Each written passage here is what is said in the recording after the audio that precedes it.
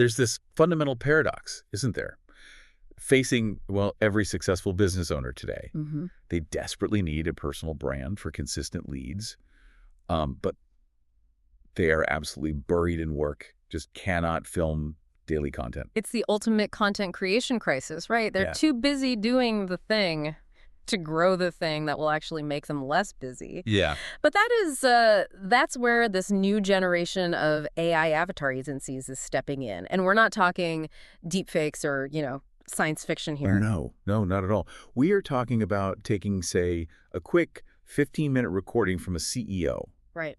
And turning that into a perpetual engine for daily social media posts. That's really the core of the business. And look, this is the practical playbook. We're talking systems designed to close deals pretty consistently in the range of $3,000 to $6,000. Welcome to the deep dive. We know you listening are focused on execution. You probably already grasped the what and the why of this kind of leverage. Yeah, the theory is out there. So our mission today is really to extract the full agency roadmap, the crucial how. Exactly. We are dissecting the entire system, finding those first clients, even when you have zero momentum, delivering the service flawlessly, and then scaling from maybe just you, a single freelancer, into a real $100,000 monthly operation. Yeah.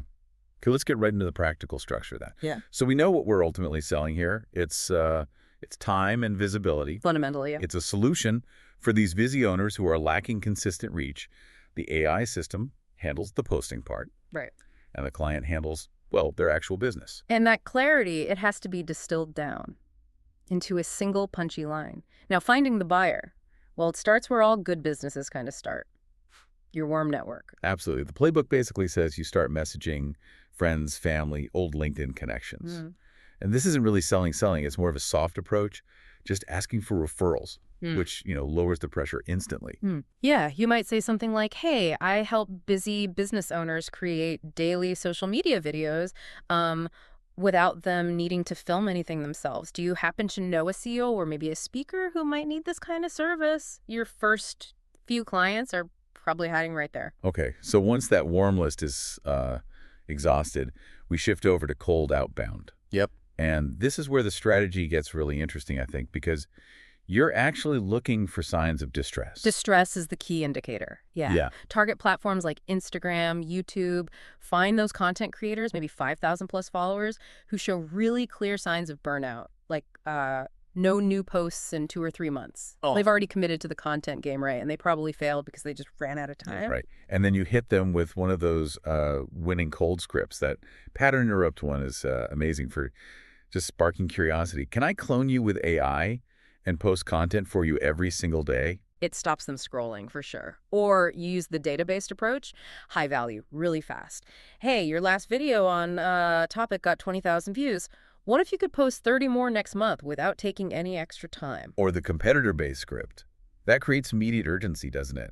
Your competitor's posting twice a day. My AI system lets you post 3 times a day in 15 minutes a week. These personalized messages, they solve an immediate problem, and they avoid the spam folder. Okay, but wait. Isn't genuine personalization almost impossible to scale if we're aiming for, high-volume outreach?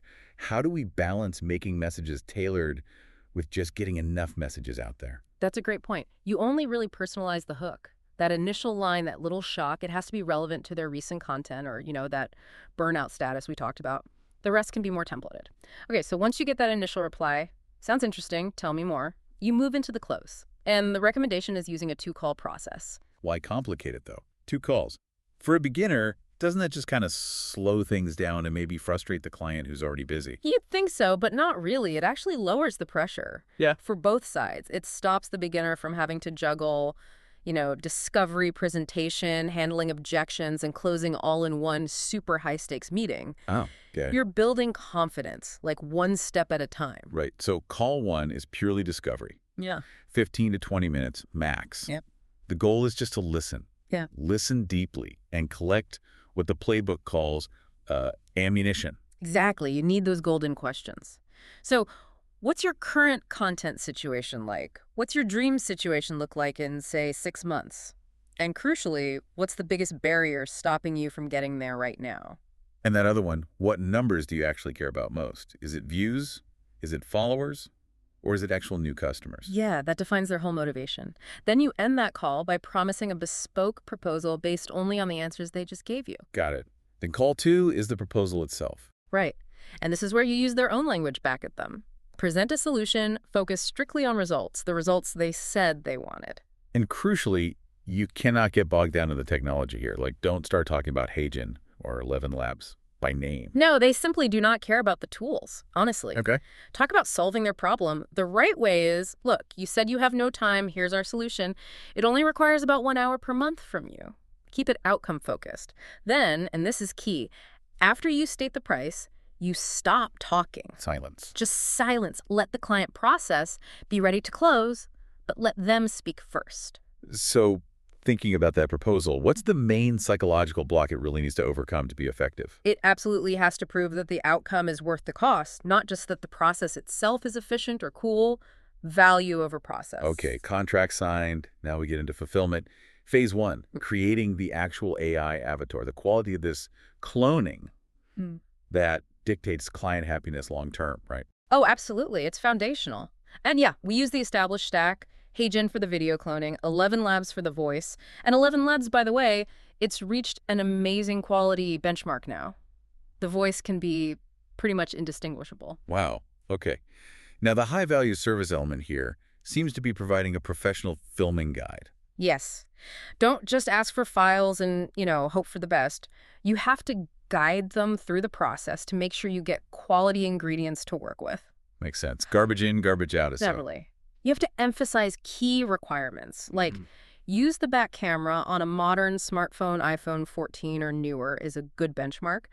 But honestly, above all else, use an external microphone. Audio is always more important than video for credibility. We keep hearing that. It really is. And lighting needs to be clean. Right. Just face a window for natural light. Never, ever film with the main light source behind you. Right. Avoid the silhouette look. Yeah. And keep the head relatively still during that short recording. It helps the AI. And the best practice. Schedule a quick live session, jump on a Google Meet, check their framing, check the lighting, check the audio before they even hit record. That saves potentially days of frustrating back and forth revisions. Exactly. Okay, so once the avatar is ready, we pivot to phase 2, content strategy.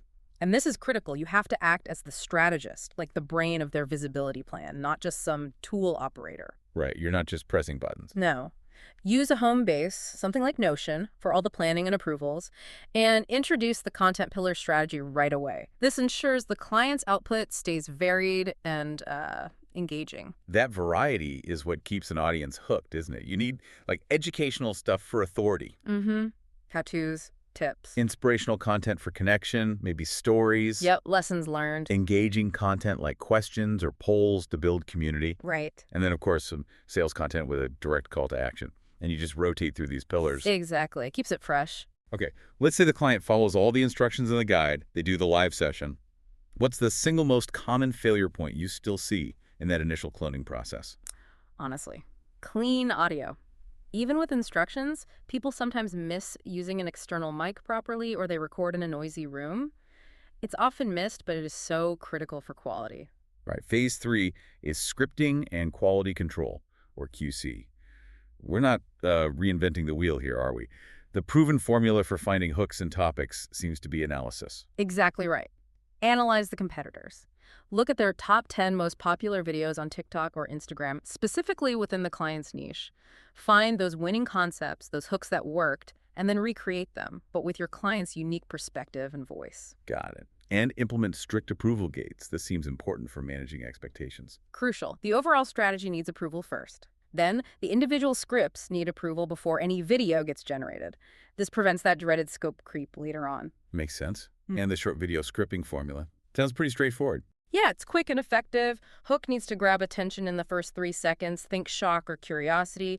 Value the main meat, 15 to 20 seconds. And then a clear call to action, just 3 seconds at the end. Simple enough. Yeah. Then phase 4 is analytics, tracking the numbers weekly, but going beyond just vanity views. Right. Focus on things like retention, how long are people watching, comments, save signs of real engagement, then send a simple monthly report showing the results, leads generated, views, best performing topics maybe, and adjust your content pillars based on that data. Okay, now let's talk scaling. Because if you have, say, 3 or 5 clients. You're making good money, sure, but you are likely completely burnt out doing everything yourself. Oh, yeah, absolutely. Been there. So the solution is standardization. Yeah. Shifting away from totally custom projects to a more productized offer. Exactly. Let's pause on that pricing structure, though. $6,000 a month for what is essentially maybe 1 hour of the client's time commitment. That's a massive value proposition. Whoa. Yeah, imagine leveraging proof from other clients. Client A gained 50,000 followers, or Client B got 30 new qualified meetings just from the system you built for them. That kind of proof practically sells itself. Yeah, powerful stuff. And the smart pricing structure offers 2 options, right? The build-out, only that's a strong downsell. A one-time fee, maybe $4,000 for the assets, the training, the first few scripts. Yeah, good option if they balk it monthly. But the real win, the goal, is the done-for-you package. That's the $6,000 per month, but you waive that setup fee in exchange for, say, a 3-month minimum commitment. Right, and that's how you secure that reliable monthly recurring revenue, the MRR. That's the engine for growth. Okay, quick question here. If a client objects to the price, even with the value prop laid out, what's the single best piece of proof or angle to present to justify that $6,000 monthly fee? It's got to be the ROI calculation. The total time saved for the client compared directly to the tangible business results, like leads or sales generated for their business. Right. Time saved plus results delivered. Scaling up to that level, it absolutely demands systems. SOPs, standard operating procedures, they become your agency's operating system. You have to record every single process, use Loom, the screen recorder, perfect for instant onboarding. Right. Record how to clone a voice properly, how to edit a short video efficiently, how to write one of those hook value CTA scripts, store these videos somewhere central like Notion. Exactly. This prepares you to hire strategically, not just reactively. And the hiring order is critical, it seems. First hire should be The video editor. Always. Editing is the biggest time suck for the agency owner, hands down. Get that off your plate first. After that, you probably bring in a content strategist or writer, then maybe a project manager to keep things flowing. Makes sense.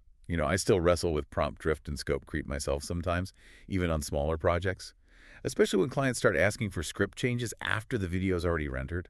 Ugh, it's a massive time sink. Oh, it's the worst. That's why you need to set clear boundaries using the contract and those approval gates we talked about. Put it right there in writing. Includes 2 rounds of revisions at the script stage. Full stop. Any changes requested after the video is generated will incur an extra fee. It stops the creep almost instantly. Firm but fair. Yeah. Okay, what about the most common objection, that sort of honesty concern? Clients worrying that using AI feels dishonest or that their audience will hate it. Yeah, you hear that one a lot. First step is empathy, of course, acknowledge their concern, but then you immediately need to reposition the issue. The real question isn't if the audience knows it's AI eventually, but will they get consistent value from the content? Right. Consistency in delivering valuable content actually builds more trust over time than the client maybe posting sporadically, just filming themselves whenever they find a spare moment. Value and consistency trump the how it was made. That's a strong reframe. Okay, thinking about scaling again, what specific task absolutely needs a documented SOP before you even think about making your first hire? The full scripting and quality control process, from analyzing competitors to final script approval, that needs to be documented meticulously first because it's core to the deliverable. #outro. Okay, this framework feels remarkably clear when you lay it out like that. To synthesize the core strategy for everyone listening, you must sell time and visibility first and foremost. Use that too-call-close method to gather ammunition and focus relentlessly on outcomes, not tech, and then scale through productized offers protected by really clear SOPs. And the key thing is, this strategy is actionable today. That's really important. If you wait until the market is totally mature and the technology is 100% seamless and perfect, well, honestly, you'll probably be too late. Right. That high barrier to entry right now, the slightly imperfect tech, the lack of a universally known playbook, that is exactly why the opportunity is so wide open at this moment. Yeah. You basically have the map now. The strategies are all here. The clients are definitely out there struggling with content creation daily. The only real question left is, are you, the listener, ready to actually build the systems and manage those client relationships that are required for this level of success? A lot to think about. Take this playbook, mull it over, and maybe begin exploring.